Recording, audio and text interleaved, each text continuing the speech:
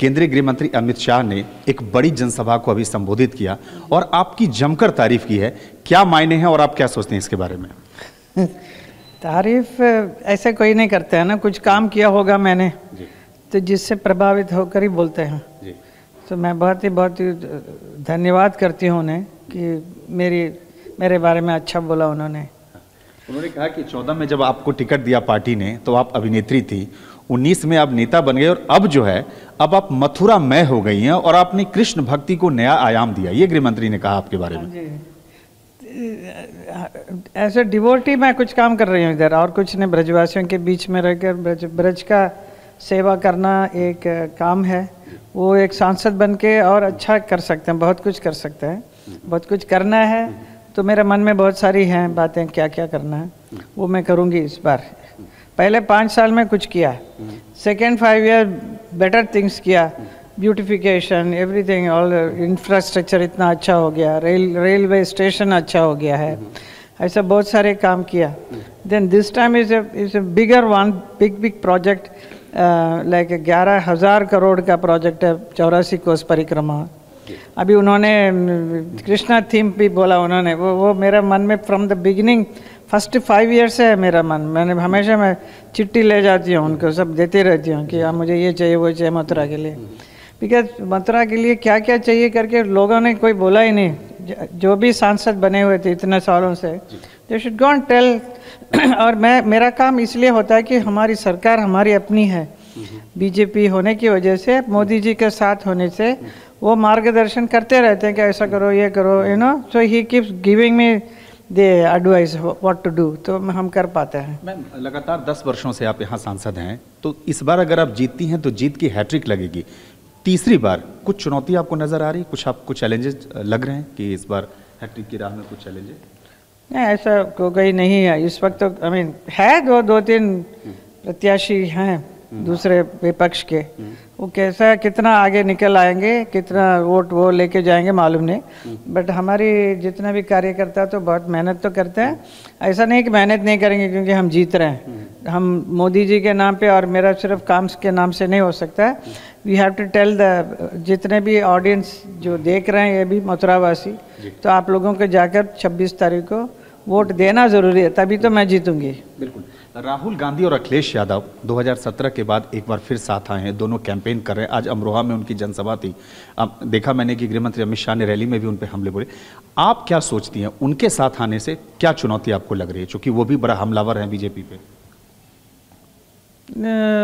देखिए, मोदी जी मोदी हैं, बाकी लोग उनके सामने एकदम लाइक स्मॉल बच्चे हैं।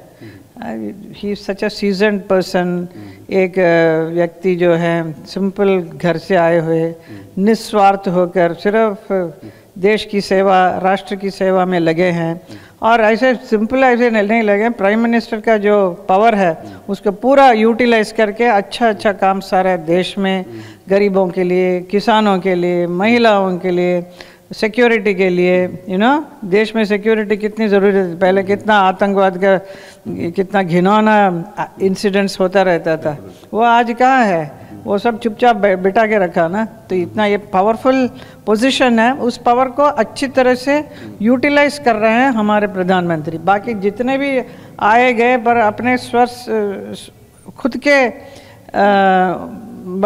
बढ़ाने के लिए उन्होंने किया होगा, ये पता नहीं क्या, या पार्टी के लिए।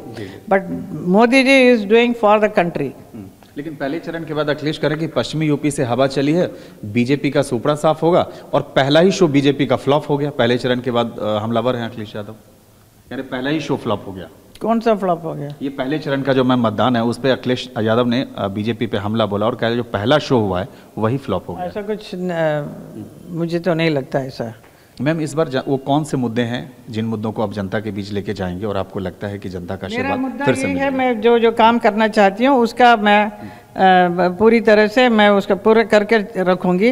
उसमें से यमुना शुद्धिकरण का है, which is a very big project. 84 कोस परिक्रमा is another very big project which I brought.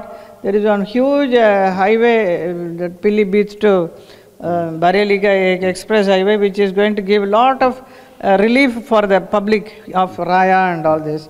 ऐसे सारे चीज़ें। एंड यहाँ पे बहुत सारे डिमांड है गर्ल्स के लिए, inter college and degree college, वो मुझे एक्स्टेब्लिश करना है यहाँ पे।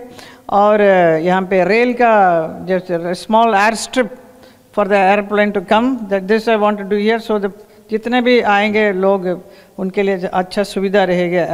इंफ्रास्ट्रक्चर पे मैम आपकी प्राथमिकता रहेगी। एक सौंदर्यीकरण एंड स्वच्छता, ये स्वच्छता इतना नहीं है इधर, ये समझ नहीं पा रहे हैं। अभी बांके बिहारी मंदिर इधर है, बहुत सुंदर मंदिर है, लेकिन वहाँ बहुत भीड़ आती है तो थोड़ा सा तकलीफ होता है, तो उसका हम बहुत सुंदर सा कॉरिडोर बनाने वाले हैं।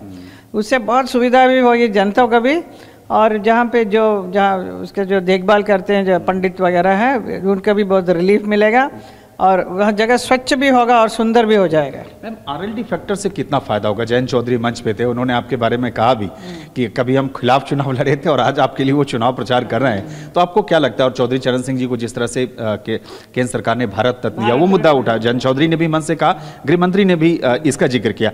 आप क्या मानती हैं इस चुनाव में आरएलडी फैक्टर कितना आपको फायदा पहुंचाएगा?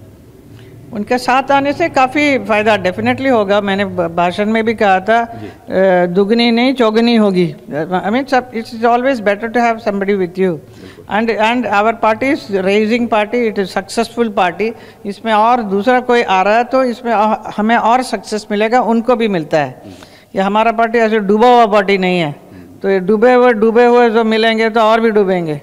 So, but we are together and we will be successfully doing lot of nice things. आखिरी सवाल, नारा इस बार पार्टी का है मैम, अब की बार 400 पार, क्या कहेंगे आप इसके बारे में? लगता है आपको होता हुआ? हाँ जी, जरूर अब की बार 400 पार 100% होगी।